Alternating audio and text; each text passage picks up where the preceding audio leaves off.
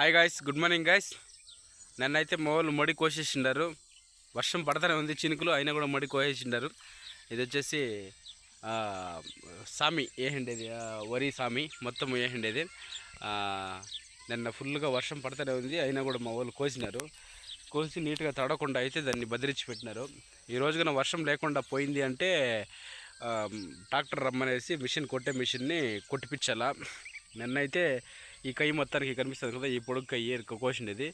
ఈ కయ్యి మొత్తానికి వచ్చేసి ఒక 4 కూలోళ్ళు, ఈ మా ఇంటి మనుషులు 2 మనుషులు, టోటల్ 6 మనుషులు. కూలోళ్ళకి ఒక్కొక్కరికి మగవాళ్ళకి 500 రూపాయలు, ఆడవాళ్ళకి 400 రూపాయలు అయితే ఇవ్వాలా. కోసేదానికి దగ్గరగా ఒక 2500 రూపాయలు ఖర్చు కోసేదానికి. ఇంకొచ్చేసి ఇప్పుడు ఈ వామి కొట్టేదానికి వచ్చేసి ట్రాక్టర్ని రమ్మన్నాం కదా, ట్రాక్టర్కి వచ్చేసి వాళ్ళకి మూటకి ఎంత అని చెప్పేసి, లేదా వాళ్ళు బాడీకి లెక్కన తీసుకుంటారు. దగ్గర కూడా అది ఒక 3000 అవుతుంది మనము కొట్టేదానికి. వడ్లు కొట్టేసిన తర్వాత వాటిని అన్నిటినీ మళ్ళీ ఇంకా టార్పాలేసి ఎండలో ఎండబెట్టి ఒక 5-6 దినాలు బాగా ఎండిన తర్వాత వడ్లు ఇప్పుడు కానీ వర్షం పట్టుకుంది అనుకోండి చాలా ఇబ్బంది వస్తుంది. ఎందుకంటే ఇప్పుడు తుఫాన్ అక్కడంతా కాకినాడ జిల్లా పక్కంతా మెంతా తుఫాన్ అని చెప్పేసి తుఫాను చాలా ప్రభావం చూపిస్తూ ఉంది. ఆ తుఫాను ప్రభావంతో ఏమవుతుందంటే కొన్ని ఏరియాస్లో వరి పంటలంతా మునిగిపోతూ ఉన్నాయి. ఈ వరి పంటలంతా మునిగిపోయే దానివల్ల మొలకలు వచ్చేస్తాయి. అవి మొలకలు వచ్చేసి వడ్లు పాసిపోయి కసువు అంతా చెడిపోయి కసువు లేకుండా అయిపోతుంది ఆవులకు కూడా. సో ఎవరైనా ఇట్లా వడ్లు పాసిపోయి మొలకలు వచ్చేస్తే గవర్నమెంట్కి ఇన్ఫామ్ చేయండి. దానికి సంబంధించినటువంటి ఏమన్నా నష్టపరిహారం ఉంటే ఇస్తారు.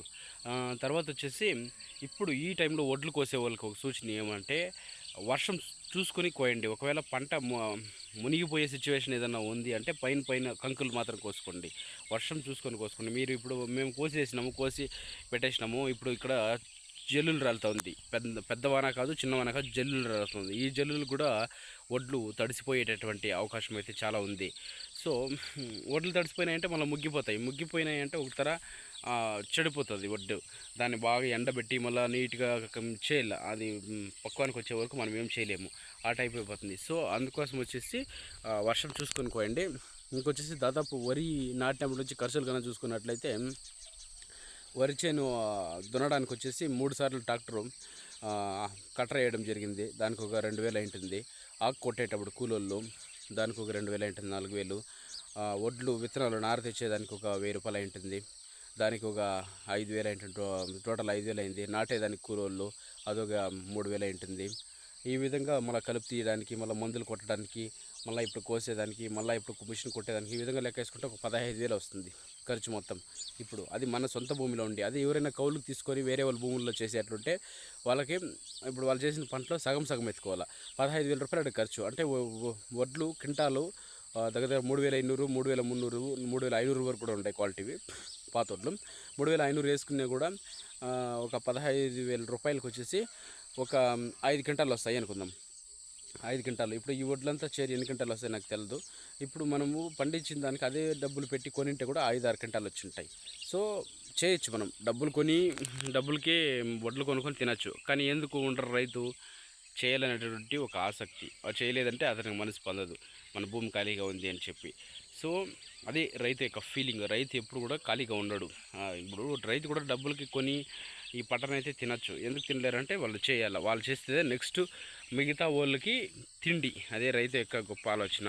ఇప్పుడు రైతు కూడా అందరిలాగా నేను కూడా కొనుక్కొని తినచ్చు కదా అనుకుని ఉండిపోతే పంటలు ఎవరు చేయరు. సో పంటలు చేసేటటువంటి రైతులు చేసేటటువంటి వీడియోలు అన్నిటి కూడా చూస్తూ ఉంటే ఒక లైక్ చేయండి. ఆ వీడియోలు చూస్తారు, ఎవరు లైక్ చేయరు, ఏమి చేయరు. లైక్ చేస్తారు తప్ప పనికిరాని చెత్త వీడియోలు కదా లైక్ చేస్తారు. ఆ చెత్త వీడియోలు వైరల్ అయిపోతాయి. దానివల్ల ప్రయోజనం అనేది ఏమీ లేదు. ప్రయోజనం ఉండే వీడియోలకి లైక్ చేయరు. మనుషులు చేసే పని కూడా ప్రయోజనం ఉండేటటువంటి పనులు ఏమైనా ఉంటే వాటిని చేస్తే భగవంతుడు కూడా మెచ్చుకుంటాడు. ఓకేనా? ప్రయోజనం ఉండే పనులు చేయండి. ఇది ఇప్పుడు కోసిండేటటువంటి వరి చేను. ఈ తర్వాత వచ్చేసి ఇదంతా ఇప్పుడు అరటి తోట కనిపిస్తుంది కదా. అరటి తోటకు వచ్చేసి ఆల్రెడీ మనోళ్ళు సాల్ గీళ్ళంతా వేసి లైన్కి వచ్చేసి డ్రిప్పులు అయితే పెట్టినారు. లైన్కి డ్రిప్పులు పెట్టినారు. డ్రిప్పుల్లోనే వచ్చేసి నిన్నంతా వాళ్ళు ఎరువులంతా వదిలేసినారు. ఎరువులు వదిలేసిన తర్వాత మాన్ దగ్గర వచ్చేసి ఈ విధంగా అయితే సాల్ తీసేసి ఎరువు వేయడం అయితే జరిగింది. ఇంకా ఇవి చిన్నపిల్లలు, ఇంకా ఒక సంవత్సరం ఉంటుంది అరటి తోట. సంవత్సరం మొత్తం టయానికి వచ్చేసి దగ్గరగా 1 ఇయర్ తోట కదా, అరటి తోట. 1 ఇయర్ వరకు మనకి క్రాప్ అయితే రాదు. ఇప్పుడు ఉండే సిచ్యువేషన్లో అయితే అరటి తోటలకి పెద్దగా రేట్లు లేవు అంటూ ఉన్నారు. చూడాలి మన తోట వచ్చే టైంకి రేటు వస్తుందో రాదో, ఏం చేస్తుందో. బట్ పంట అయితే వేసేసినాము. పంట వేసేటప్పుడే భగవంతుని మొక్కు నేయాలి అంతే. అది రేటు వస్తుందో రాలేదో అది మన తలరాత పని డిసైడ్ అవుతుంది. వేయడం అంటే వేసేయాల. ఖర్చు అవుతుంది. ఖర్చు దగ్గర అరటి తోటకి ఖర్చు ఒక 2 లక్షల వరకు కూడా వస్తుంది. లాస్ట్ ఎండింగ్ అయ్యే వచ్చే వరకు పెట్టుబడి పెట్టిండము. దానిపైన భగవంతుని దయ, మనకి అదృష్టాలు ఉన్నాయి లేవో మనం చెప్పలేము. సో రైతు అనేవాడు గమ్మున ఉన్నాడు. గమ్మున ఉంటే అతను రైతు అని ఎందుకంటారు? రైతు ఆల్వేస్ బెస్ట్. మీకేం తెలుసు రైతు గురించి? రైతు ప్రపంచంలోనే ఎవడో చేయలేని పని చేస్తాడు. అతని ఉద్యోగాన్ని ఎవరితోనూ పోల్చలేము, సమానంగా చూడలేము. అంత గొప్ప వృత్తి రైతు వృత్తి. నేను అదే చెప్పేది, రైతులు వీడియోలు చేసేటప్పుడు మాకు కొంచెం సపోర్ట్ చేయండి. మేము చేసే వీడియోలని నేనేమో ఈ మనీ కోసం వీడియోస్ చేస్తున్నా, నేను చేస్తూ ఉండేదాన్ని చూపిస్తున్నా. మేము చేస్తూ ఉండేదాన్ని ప్రకృతితో మేము మమేకమై మేము చేస్తున్నటువంటి వీడియోల్ని ప్రతిరోజు న్యాచురల్గా చూపిస్తున్నా. మేము ఉండే విధానము, జీవన విధానాన్ని. దీన్ని మీరు నలుగురికి లైక్ కొడితేనే వీడియోకి ఒక నలుగురికి పోయి షేర్ అవుతుంది, రీచ్ పెరుగుతుంది వీడియోకి. వీడియో రీచ్ పెరిగినప్పుడే వీళ్ళు ఏం కష్టపడుతూ ఉన్నారు, పంటలు ఏ విధంగా చేస్తూ ఉన్నారు, రైతు యొక్క శ్రమ విలువ ఇవన్నీ కూడా నలుగురికి తెలుస్తాయి. నలుగురికి తెలిసినప్పుడు రైతుకి కొంచెం వాల్యూ పెరుగుతుంది. వాల్యూ పెరిగినప్పుడు అట్లీస్ట్ గవర్నమెంట్ దృష్టికి పోయి రైతులకి ఇంకా కొంచెం ఏమైనా మేలు చేయాలి అని చెప్పి గవర్నమెంట్ కూడా డిసైడ్ చేసుకుంటుంది. ఒక అవగాహనకు వస్తుంది. సో రైతులందరికీ కూడా ఉపయోగపడేటటువంటి వీడియోలు చేస్తున్నా. డైలీ ఒక లైక్ కొట్టి నన్ను ఎంకరేజ్ చేయండి. మీరు ఎంకరేజ్ చేసినట్టే మరిన్ని వీడియోలు మంచి అద్భుతంగా ఉండే వీడియోలు తీస్తాను. ఓకేనా గైస్ ఇంకొక విషయము, మనం ఎన్ని వీడియోస్ తీసినా కూడా యూట్యూబ్లో మనకి వ్యూస్ అయితే చాలా తక్కువ వస్తున్నాయి. నాకే ఎగ్జాంపుల్, యూట్యూబ్లో చాలా అంటే చాలా తక్కువ వ్యూస్ వస్తున్నాయి. ఒక్కొక్కసారి 100 లోపు వస్తాయి. ఆల్రెడీ సబ్స్క్రైబర్లు జాస్తి ఉన్నారు, ఎందుకు వ్యూస్ తక్కువ వస్తున్నాయి నాకు కూడా అర్థం కావడం లేదు. దీనిపై నేను యూట్యూబ్కి ఒక మెయిల్ వేసాను, నాకు వ్యూస్ తక్కువ వస్తున్నాయి ఎందుకని. యూట్యూబ్ వాళ్ళు అంటారు, మీకు ఆల్రెడీ ఏం ఇష్యూ ఏం లేదు, మీ లాస్ట్ టైం ఒక వీడియో అయితే దగ్గర 10K వ్యూస్ పోయింది, ఆ వీడియో ఎట్టపోయింది, ఇప్పుడు ఈ వీడియోలు పోలేదని మాకు సంబంధం ఏం లేదు, అది జస్ట్ యూట్యూబ్ ఆల్గారిథం ప్రకారం యావరేజ్గా పోతుంది అని అంటారు. బట్ నాకు తెలిసినంత వరకు యూట్యూబ్ ఆల్గారిథం పనిచేస్తూ ఉంది, పని చేయలేదని చెప్పలేదు. సో ఈ సెంటర్ బిట్వీన్లో ఏం జరుగుతుందంటే, ఈ వైరల్ చేసేవాళ్ళు కొందరు ఉంటారు, డబ్బులు తీసుకొని ప్రమోషన్ చేసేవాళ్ళు, వాళ్ళ ద్వారా మనట్ల వాళ్ళకి వ్యూస్ తగ్గిపోతున్నాయి. దయచేసి చెప్తున్నాను, మీరు ఎవరైతే డబ్బులు తీసుకుని ప్రమోషన్స్ చేస్తూ ఉన్నారో వాళ్ళందరూ నిలిపేయండి. ఊరికి మా ఇట్లా వాళ్ళు పొట్టపైన కడుపు కొట్టద్దండి. మీరు చేసే వీడియోస్, వాళ్ళు చేసే వీడియోస్, వాళ్ళు మీకు డబ్బు ఇవ్వచ్చు, వాళ్ళ పెద్ద పెద్ద సౌకర్యాలుగా కోటీశ్వరులుగా ఉండొచ్చు, వాళ్ళు మీకు డబ్బులు ఇచ్చి మీరు మీ దగ్గర ప్రమోషన్ చేయించుకొని వీడియోస్ తీస్తూ ఉండొచ్చు. బట్ మా ఇట్లా వాళ్ళ దగ్గర డబ్బులు లేవు కదా, మేమేం చేయాలా? సో మేము న్యాచురల్గా వీడియోస్ తీస్తున్నాం.